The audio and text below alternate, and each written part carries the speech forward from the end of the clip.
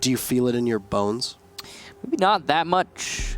Nope. I mean, heck, man, today has been absolutely crazy, and I honestly don't want to make any hard predictions.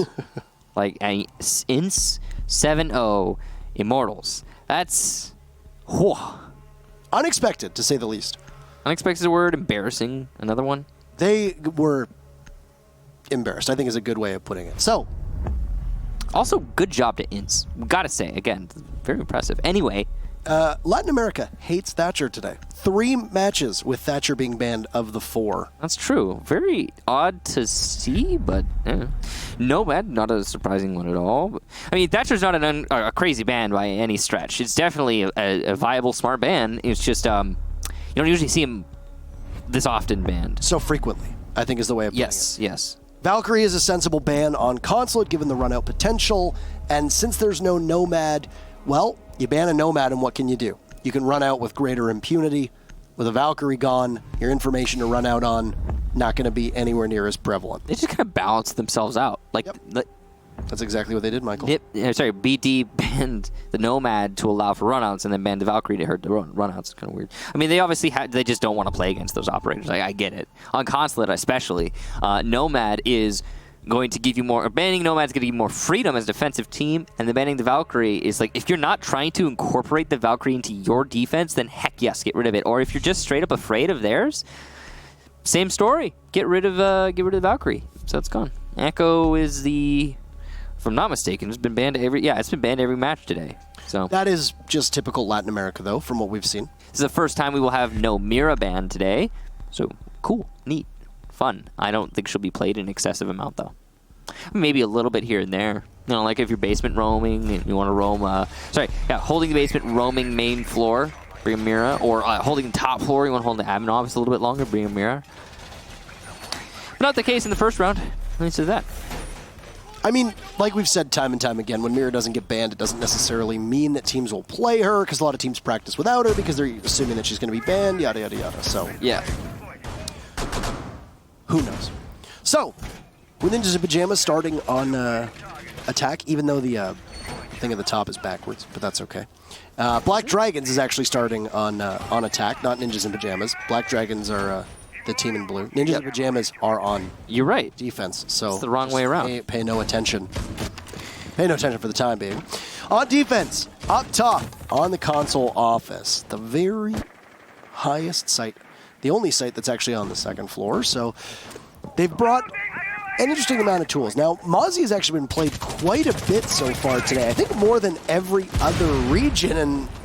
Oops. That's a whoopsie, for sure. That's a big whoopsie. I don't know if he meant to toss it through the window or not, but he just kind of got to soldier on as if that didn't happen. And Live is dead, meaning that one of your main points of entry through the admin side with an Ashe, not going to be happening for this round.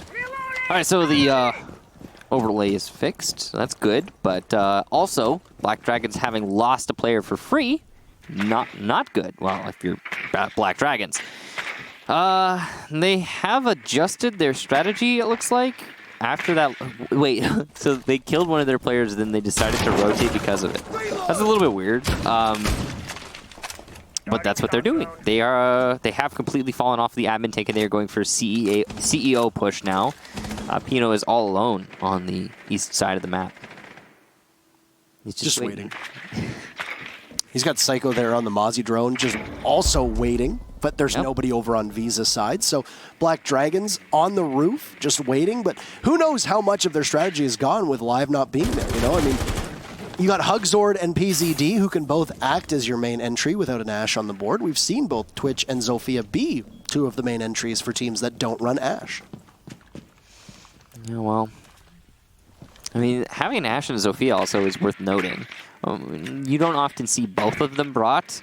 Sometimes you don't see either of them brought these days. But yeah, definitely heavy investment there in that soft destruction. They expected the Maestro, and they wanted to be sure they were going to be able to get it. That's for sure. It's also useful in other situations, especially on Consulate. Lots of vertical destruction you can do with that. The Yellow Stairs take not working out great for Black Dragon so far. Ninjas in Pyjamas shutting that down from Piano. Julio, great position here, and Pino there to cover him. and being assisted by one of the drones that Mozzie was able to capture as well. As Panico is worried about a push from Bench or Zulu inside, he dodges a C4 that goes sailing out the window, and off rappel Panico will go. Instead, he'll enter down yellow stairs, and I don't know if he's aware that the drone is not his own. Waiting to see if there's a confrontation, and what appears to be Julio playing the mute inside a piano. Panico playing the angle will have the better of him, but traded out immediately by Pino, who will now head for Zulu, and there'll be another body there as well. Oh, it's 2 for Pino, expecting a push from the back, but the only person left for Black Dragons is Hugzord, and he was on rappel. He's going to see one, and Pino will peek out a second time. The first time not doing too much, but that's 3 kills to wrap up the round for the Jaeger and Ninjas in Pyjamas, taking round number 1. Impressive round there from Nip, but a curious one, I think, is the story for Black Dragons, because why the nade and then the rotate? It was starting off as an admin take. Maybe the initial plan was to just fake out admin and then rotate later. Maybe that's the whole idea for BD, but I question their decision-making and their execution of that plan, because after they lost the player, rotated off of admin, they didn't make any kind of fake out that they were going to continue to hit admin, so it was an easy rotation for Nip. It also meant that the players who were attempting to contest admin were allowed to rotate down to Visa, and that's why Pino was in a position to kill players over by Z or Zulu or Bench. So good job to Pino, great rotation, but I mean, Black Dragons left themselves wide open to that. They did not cut off the rotation on their own rotation to the other side of the building. A little bit confusing there, I suppose, but at the same time, it's basic stuff. When you try to take in from admin office, you want to make it some kind of distraction to make that an obvious presence. You want to bait some of the Nip defenders into trying to hold admin office, which they were doing, Pino was doing. Then you want to cut them off as they attempt to rotate to hold admin, or rather, CEO and yellow. Another thing, and this is just a little bit of a nitpick. Well, I know it's not. The yellow stairs take from BD was like, it was just, hey, let's push up yellow stairs. That's not a take. That's not an execution onto yellow, because yellow is a notoriously hard position to take. You have to use some tools to deal with that hold from Nip, but they didn't.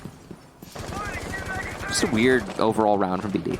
Hesitation from Black Dragons, as you saw an attempted spawn peek there from Psycho as well. Just to add to what you were saying about a weird round from Black Dragons, a bit of aggressiveness from Ninjas in Pyjamas, and already Live has outlived his previous time in round number 1.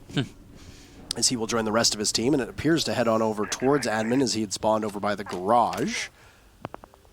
Once again, you've got a lot of second floor presence here from Ninjas in Pyjamas, and they're going to continue to hold that as it is a lobby defense. So when you're on the main floor, you got to suspect there will be bodies holding that map control above, just waiting for somebody to push on in. Now, one of the things that Mozzie has at his disposal is that secondary super shorty shotgun, and Mozzie is able to open up an opportunity for him, or a kill hole for him to get an opportunity to look down below.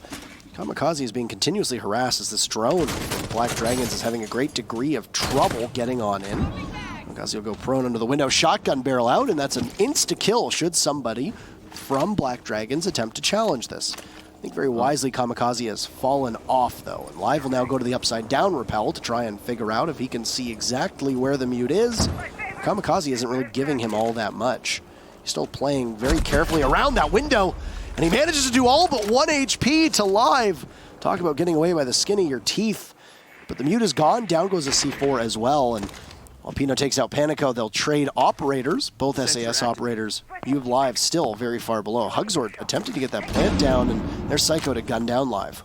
Pino is in a great C4 denial position. He can just stop the plant dead in its tracks from below, and that's why he's here. The drop down, it's a long angle C4, but it's definitely something that you can do. C4 on the balcony will be successful in downing PZD, but he is a Sophia. Can he withstand? No. It's going to be Hugzord and GDN, the last 2 attackers, but GDN from Visa is going to get one before finally being shut down by Muzi, leaving just Hugzord on the front door. Not exactly a very strong position to find himself in. Has diffuser, so there's still definitely some clutch potential here. 30 seconds is enough time, but he's dealing with so many angles, and it's going to be Psycho, an aggressive one from Piano. Actually a vault even there to finish off Black Dragon. So 2 rounds in a row from Ninjas in Pyjamas, and when we were talking about, actually, it was on Consulate earlier when T1 was playing, very beginning of the day. Like you said, we started on Consulate, we'll end on Consulate.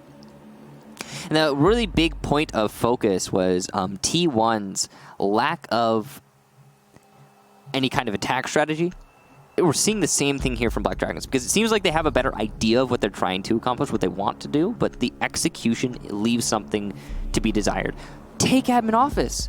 Pressure meeting. Once you have taken control of meeting and admin office, then you could start your attacking through the main lobby. But Black Dragons seem to be just all over the place. They're skipping steps. They have someone on balcony, and that player on balcony, yeah, he got a kill. But then following that, he falls off. Why? Because he's on low HP. So they put someone else on balcony. But what is not happening there? What's the part of the equation that doesn't exist? It's the admin office pressure into meeting. There's no crossfire going on there. It's just a straight challenge on the balcony. And you can do that, but it's very hard. And you lose a lot of control. Black Dragons don't need to skip these steps. They just need to muscle up and just go for it. But they are skipping them. Ninjas in Pyjamas are taking the extra freedom that gives them on rotation, and they're like, hey, thank you.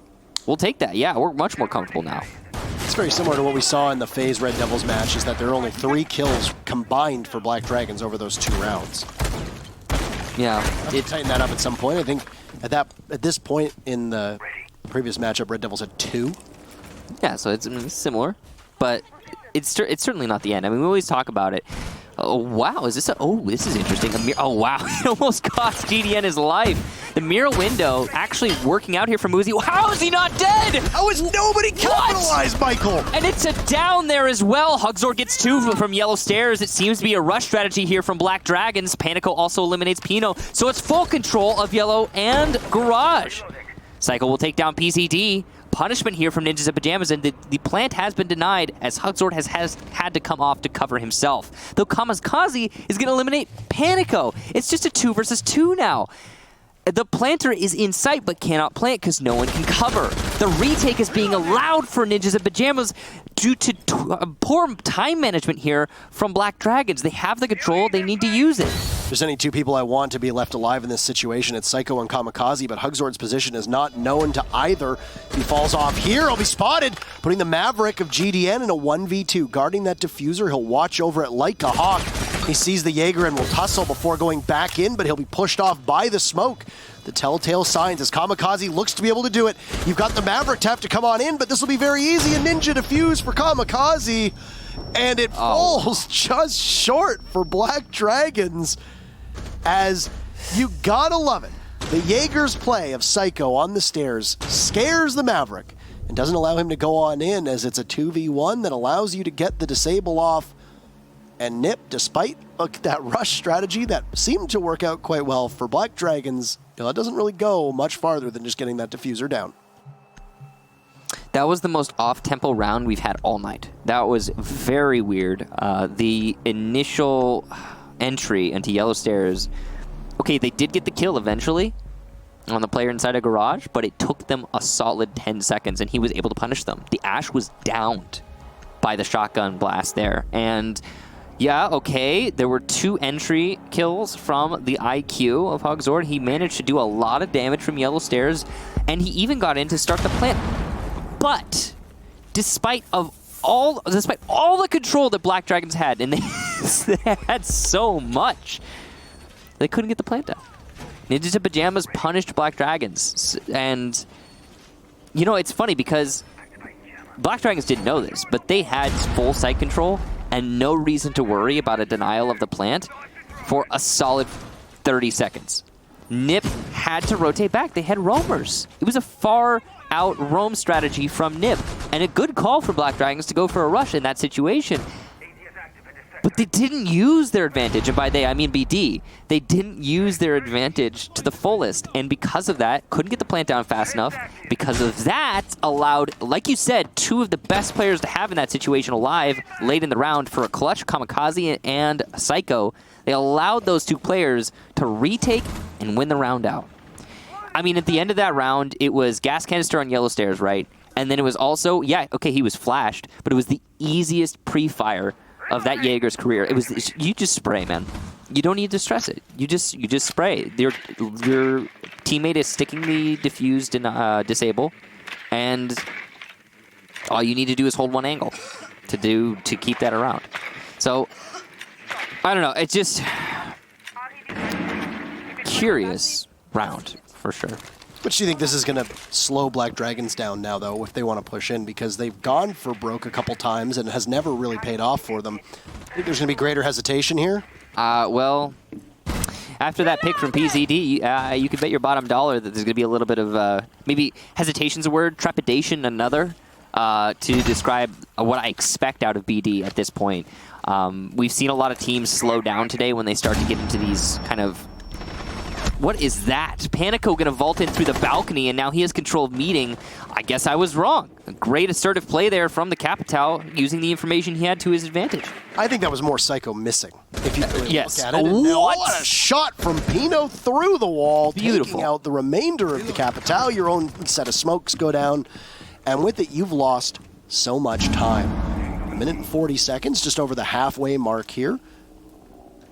And, effectively, Pino has retaken control of Meeting Hall, which is going to help them in defense here on the top floor. This is a middle floor defense, it seems. Or is it? It's a Teller's Archives defense. Teller's Archives, pardon me, so I didn't even catch it at the beginning. Because of this, they're going to need to take control above once again. And Black Dragons are just sitting at this Visa door, posted up. GDN is on the longest flank watch possibly of his life, with Live not too far off. That'll leave only really Hugzord in a position to possibly work towards the site. But Live's patience above. He'll find Muzi looking for another. Hugzord is not too far off inside a printer, and Live is in. They have the drop hatch available to them, and they could just push. Kamikaze's got a shotgun barrel. It's absolutely lethal at such a close range. 30 seconds left. And we need to see if the butt can possibly tear through. Oh, Kamikaze doesn't see it, though. He'll have to scamper off, but he catches the Hibana on the way. Next up is the IQ, taken out by a C4 of Julio, and Kamikaze can move around. He'll find Live. 10 seconds left. Live will need to be vulnerable for 7 seconds, planting on top of the desk. Remainder of Nip will have to get on in, but Pino's position on the stairs was never found out. And I don't know what it is, Michael, but we are now up 4-0 for Nip. Man, oh man, these are very decisive sides so far today. Yeah, it's been a weird day, that's for sure.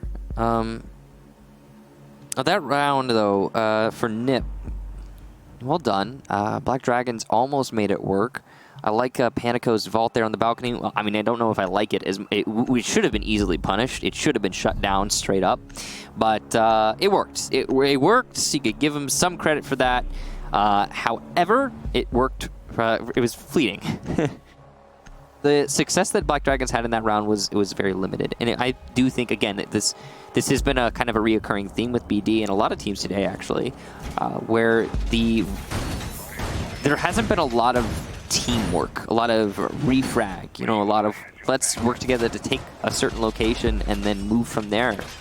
Panico just kind of vaulted in through the balcony, got control of meeting, and then was like, I have my position. He died, but he could have died to anything else, too. He got lit up by his opponent, so no matter what, there's no one else there to help him. There's nothing else going into double down on Meeting Hall control. And because of that, it allowed his opponent Pino to do a lot of work from the Visa stairs after.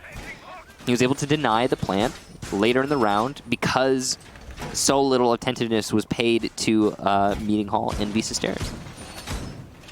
It just... Black Dragons, I think, a little bit distracted is a word I could say.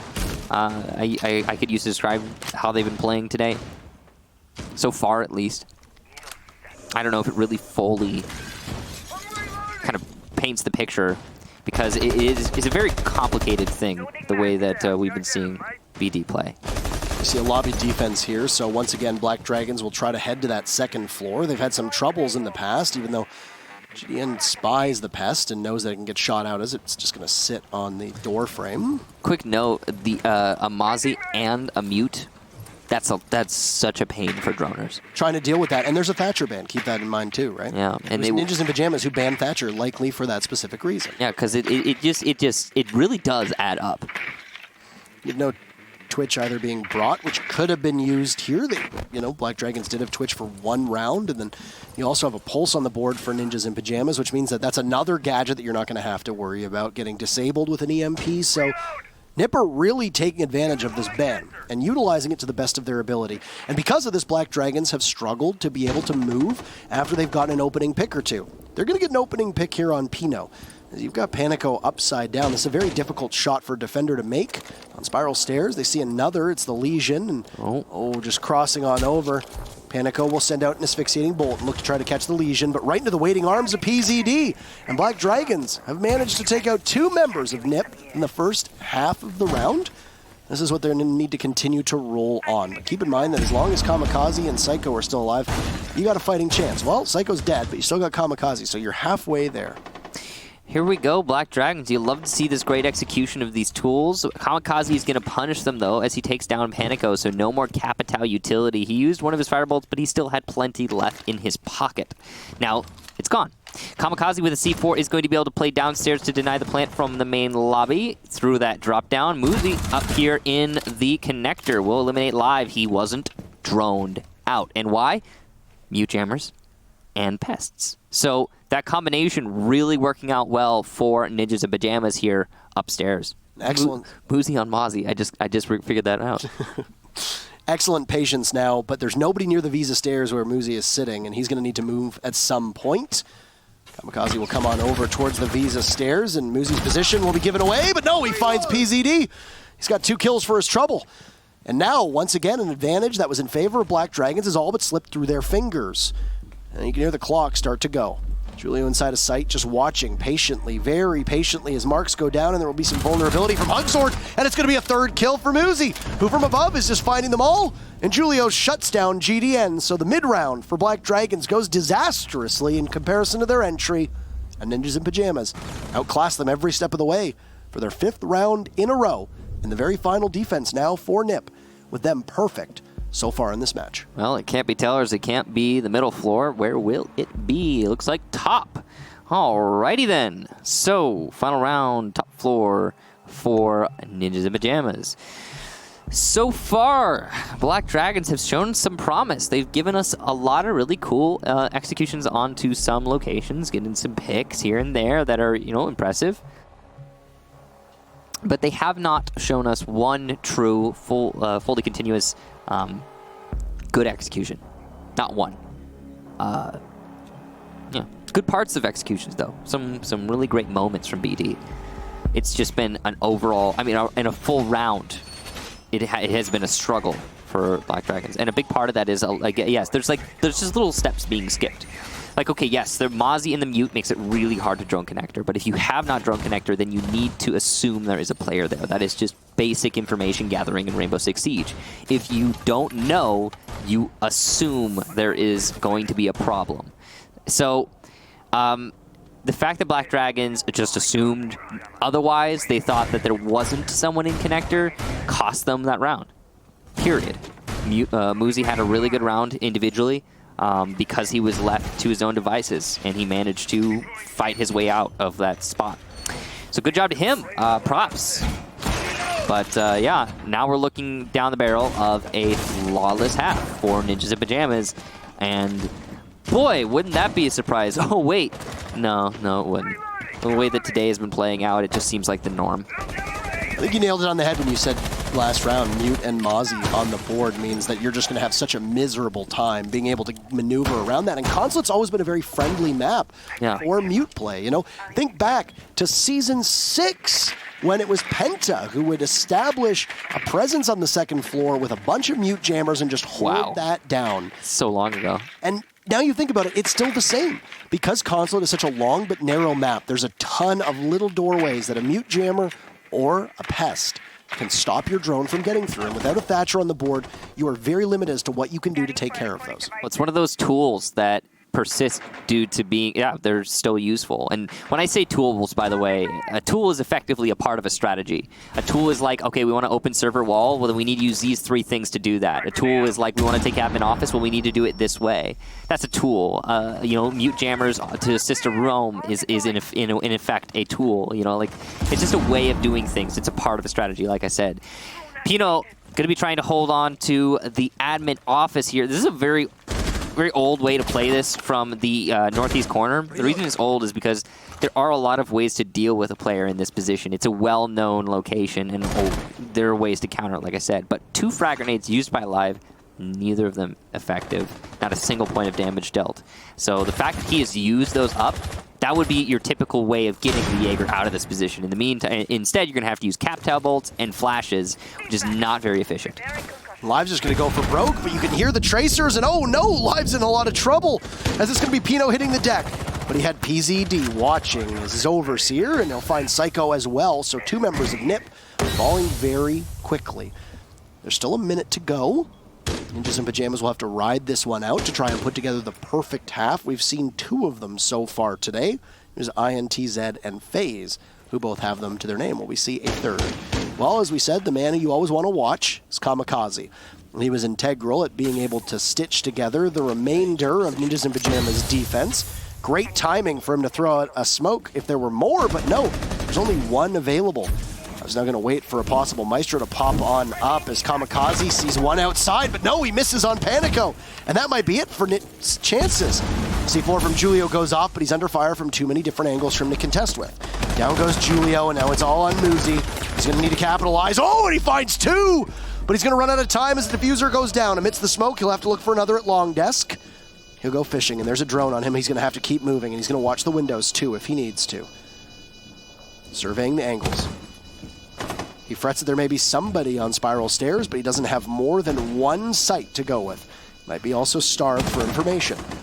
Here's the Capitao wreaking havoc just to his left. He'll continue on over a 3rd kill on the Hugsword. There's a drone behind him, though. 2 drones on him, and his luck will run out. A valiant effort, but 3 impactless kills will be all he gets for his trouble. And Black Dragons with their very first round victory. I gotta say it, if Muzi had information on just 1 player there, he would have won it. Just 1 player. If he had known exactly where the spiral player were, if he had known exactly where the player in sight were, Muzi would have won that. That was a very impressive round from him, but luckily for Black Dragons and their fans, a more impressive round from BD. Good execution there. They used their Capitao especially well. We've been seeing a lot of teams fail to use their Capitao well on execution into the top floor. Losing him early was kind of the story on the first map of Consulate when we saw it played earlier today. So props to BD managing to salvage 1 round out of that first half.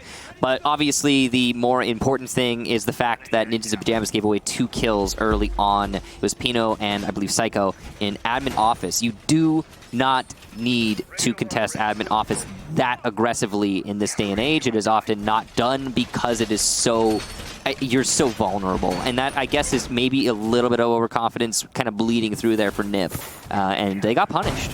I think the bigger issue was Psycho walking in to try and defend Pino. I think that was the bigger focus, right? I mean, you could say it was the double down. I think it was the double down. At that point, when you had Pino playing in the corner, you knew he was a dead man. All you need to do is establish 1 person on each of the windows, and there's no way somebody in that corner is getting out alive. And Pino got the fight taken to him by Live, and even though Live seemed to be concussed by the Zofia PZD that was on the window, there really wasn't much more outside of that than just simply a good crossfire being held. So, if you're Psycho, maybe play a little bit farther back. You're a Legion, throw down your goo mines and wait for them to come to you. But Psycho got very aggressive, and he's a player that can usually win those fights. In that instance, he didn't. It's a gamble you take when you know you have that much skill. And also, if you think that maybe Live doesn't have his sights or his wits about him. But PZD was on the window, and that's ultimately who caught Psycho in that encounter. And PZD, of course, a former member of Ninjas in Pyjamas, so something for him to go off of. He is going to be aware, better than anybody else in this matchup, of how NIP is going to play. Muzi looking for the angle there at the bottom of Visa Stairs. There actually was an opponent that was exposed to him for but a moment, and that, well, is a past moment. So, PCD just waiting. He knows where his opponent is. He could go for a pre-fire. That actually really could benefit him, but he is he is trying to avoid exposing himself unnecessarily. So, probably the right call here from PZD. Just tell your teammates where your opponent is and move on. This is just a flank watch, so we don't need to watch it.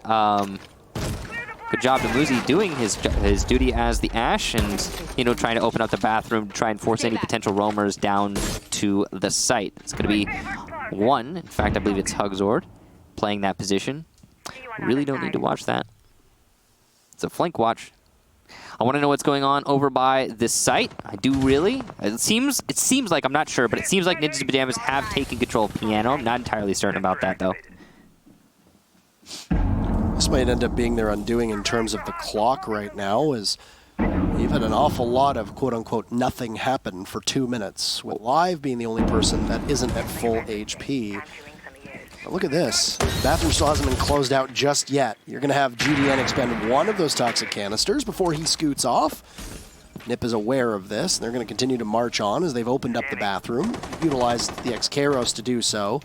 But the Black Dragons are still fighting fit. They're still at full body count, and it's very easy to hold off this site when you know everybody's going to come crashing down around you.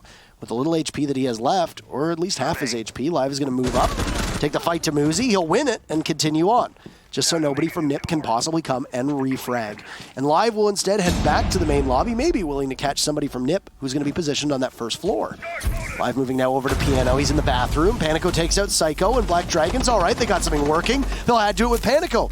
Julio burns Panico alive and then goes for the kill as well. GDN popping out as PZD takes out Julio, and it's GDN to finish him off, with Ninjas in Pyjamas just simply being their own undoing. The clock working against them, and then the capacity to push the site with what little was left.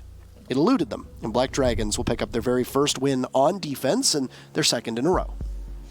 It was a solid defense there for Black Dragons. Ninjas in Pyjamas got a lot of control there, but they failed to push the roamer out of bathroom.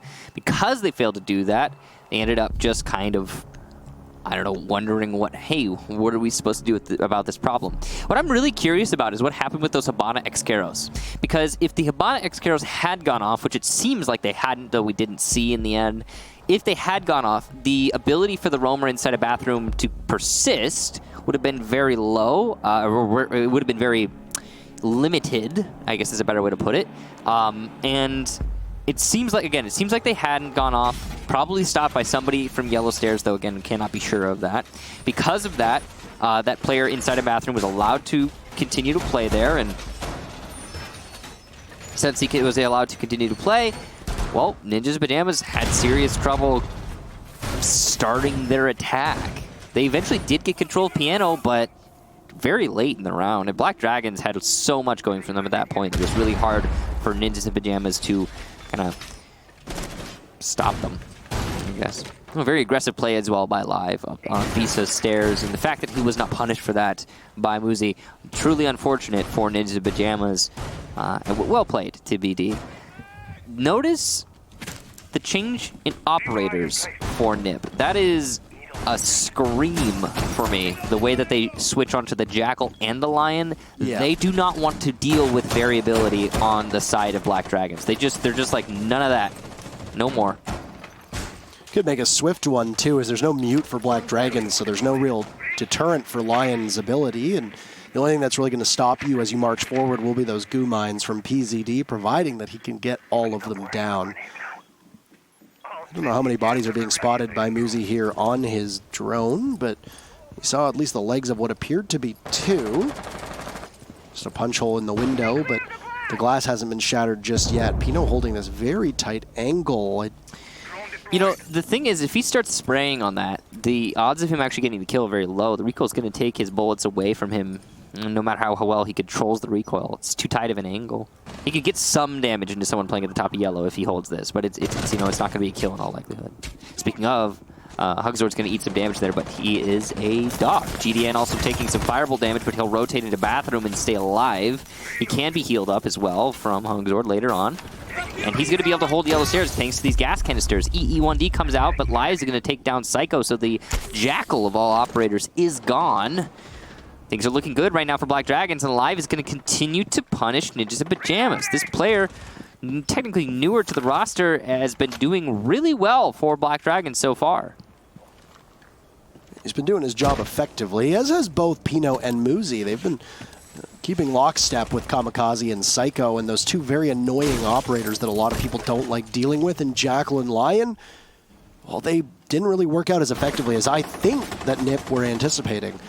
The biggest struggle right now has just been simply to get into admin, and it's going to continue to get worse for them as down goes the Ash. Live is holding this angle here. Pino falls, and, well, where's the Capitao? PZD and Live are positioned to catch Julio at a moment's notice, and that's it. He's not going anywhere. A flawless round from Black Dragons, as Consulate just looks extraordinarily defender-sided for the time being.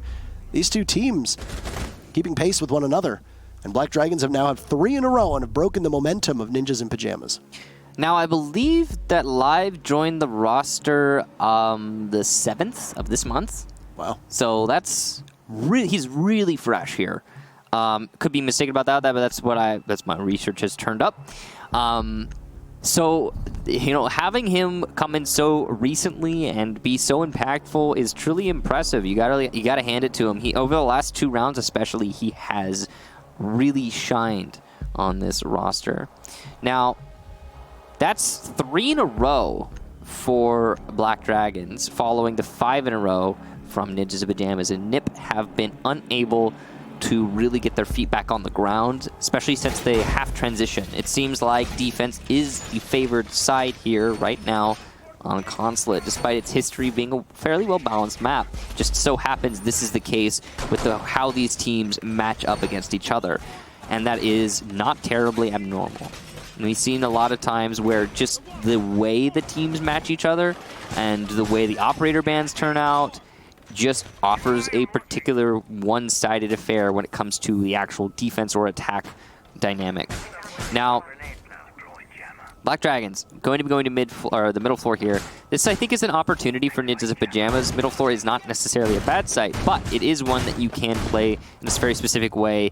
And as long as Ninjas in Pyjamas just come out with, I think, a pretty basic strategy, maybe like an admin take, get control of Meeting Hall, where you see GDN right now, and then once you have that vertical pressure, go for the plant, that could really work out. It could be what gets them the round. And there's no Echo, there's no Valkyrie. They're both banned, which means it's all on the Maestro. There's an Ashe in play, so that can be dealt with. If she dies, there's nades from the Sledge. Options are abound here for NIP. But will they seize those options? Because it seems like right now, they're not going to. They're going to go for a slightly different strategy in that they will be cutting off rotation of the roamers from CEO Repel, and then probably going for a yellow take into Piano, which is risky. NIP has always been a team that's been characterized by its aggressiveness. On defense, they live and die by the roam in often circumstances, and then here, it's going to be their entry and how successful it can be. And while you got Pino at the hands of Hibana, and down goes Live, mentioned how important he's been to this roster on Black Dragons, creating space, and now down goes PZD as well, when Muzi looks like he'll have a very easy kill onto GDN, who just walks right into it. And look at that. Perfect time to use an EOD, as Hugzord will get droned out now inside of Piano. He's in dangerous territory, shark-infested waters, you could say, as he moves on out, with Panico not too far off, just by benches. These are the last remaining bastions of hope for Black Dragons here, and Pino has every opportunity as Panico moves, and then Hugzord tries to evade a push from the Lion, and he gets caught. So we were talking about a possible lack of momentum, and we were theorizing that NIP might have been losing the plot of this one. Nope. And boy, did they find it. Yeah, that was a good execution there. Again, I said that execution, that way that they just set up their strategy was risky, but it sure did catch Black Dragons off guard. I mean, they weren't even holding for a CEO push. They didn't even need that in the end. By they, I mean NIP in this case. But Black Dragons were not holding their CEO. That allowed for an easy foothold in the way of Ninjas in Pyjamas. After they got the pick onto Live from that bathroom repel, it was a pretty easy take there on the top floor. Once they had top floor, well, you just shift your focus a little bit, and then you're in sight. And well done to NIP. Seriously, great execution. Now, we're going to be going to the bottom floor. So, last time we were here, it was a success on the side of BD, and they're going to bring a clash of all things. Quite interesting. I mean, I think they're worried about a possible quick push with the Lion again and what slows it down effectively, but a clash is going to do that. There is no Lion this time. Nope. Just a little bit of a change, and I think it was a 6-pick off of. I'm not entirely sure. Didn't catch it, but just a tiny change here for Ninjas in Pyjamas. I mean, you tried it. You trotted it out. It worked, right? You want to be really aggressive. You want to bring out a Jackal. You want to bring out a Lion. We saw the first iteration of it, 2 rounds ago. Didn't work out well. I think Ninjas in Pyjamas were much better with it than last time. Obviously, it was a flawless round. Hard to be better than that. But this time, you know that if it's going to be a different defense from Black Dragons, which you can anticipate based upon what happened in the round previously, that, well, you got to do something completely different. And obviously, with Thermite being unbanned, no Hard Breachers actually being banned whatsoever in this matchup, you've got quite a number of tools to be able to open up that garage wall. You don't have a Thatcher, sure, which means taking out any denial, which in this case will be both the Mute Jammers as well as the Bandit Shock Wires. You're going to need to take control of Piano pretty quickly. That's what the Buck, and I'm assuming maybe the Jackal will be for if the Jackal doesn't sit on yellow stairs. Which will leave Kamikaze and Pino as the 2 Hard Breachers to take out the rest of the garage. Additionally, you could just waste the utility of one of those operators, put a round of X-Kairos down on the wall and the Exothermic Charge on the other, if there's going to be active Bandit tricking from Panico, unless he already has the wires down beforehand. I want to know if Live didn't get spotted out there. It seems like he wasn't spotted, but it could be that he was on the second pass. Yeah, okay, well, he's definitely spotted now. Flash goes out there from Uzi. He's trying to cut off the rotation. This is good game sense from Uzi. He knows he doesn't need to get the kill initially peeking on the stairs, but he can cut off the rotation. But he'll eventually get it onto Live. Smart play there from Uzi, seriously. He and Live have been struggling a lot on those Visa stairs, and finally there is a clear victor early on into the round, though last time Live was able to take it later in the retake. So this is something that bodes very well for Ninjas in Pyjamas. That is the rotation that would likely later come out from the Visa stairs, just no longer going to be there. This push from Muzi now over on towards Visa stairs. So he can just sit quite well and wait for the time being. Oh, okay. Easy D's looking the wrong way there, and Psycho just with a 1-tap. That right there might have just broken the back of Black Dragons, as now you've got no coverage over on Visa stairs, you've got no coverage on Spiral, you've got no coverage over towards servers, and wow, okay, they're just frozen in place. You don't need a Lion if they're not going to move and come to you. You don't really want to have the shield out. In this one instance, you're going to have to fire back, and it's another flawless round from Ninjas in Pyjamas to put this one in the books. 7-3 for Nip to be able to take it over Black Dragons, and, well, not a draw, not as close as it could have been, even though Nip did seem to lose their footing and stumble just a tiny bit. But they end up with the 7-3 victory, which is as good as you could have hoped for, and a dominant performance for Ninjas in Pyjamas to pick up yet another victory. This is why I don't really like to make those predictions. Why it could be a draw, sure, but intend your predictions, coward. But here's the thing. Here's the thing, though. Like, the Siege is just Siege can be so random, man. To be honest with you, again, and it's the sort of thing. It's like, okay, BD didn't show up today. They weren't here. They weren't really as present as you expect them to be. They had some moments, like some serious moments, where you're like, wow, BD, look at you. You're doing great. That's a good execution there. And then you talk to them like a dog. You look like a little child. Like, you're doing great out there.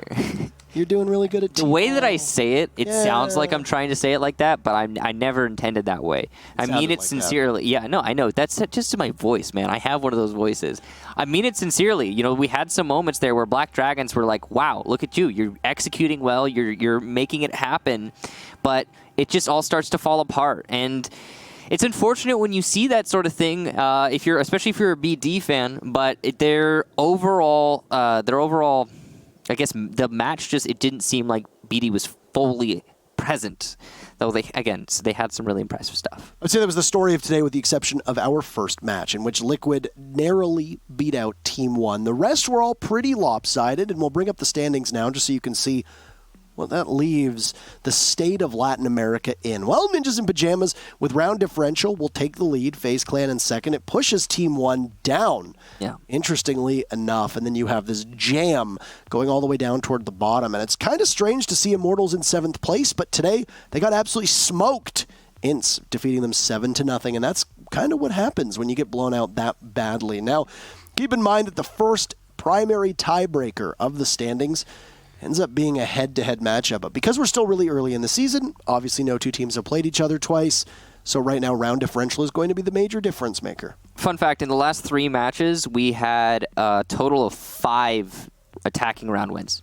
It's 5. Very defender favored, and very lopsided matchups to boot. But That's it for our week. You got to see ANZ. It's now on this channel, by the way. So if you like Australian and New Zealand Rainbow Six Siege, it's live here.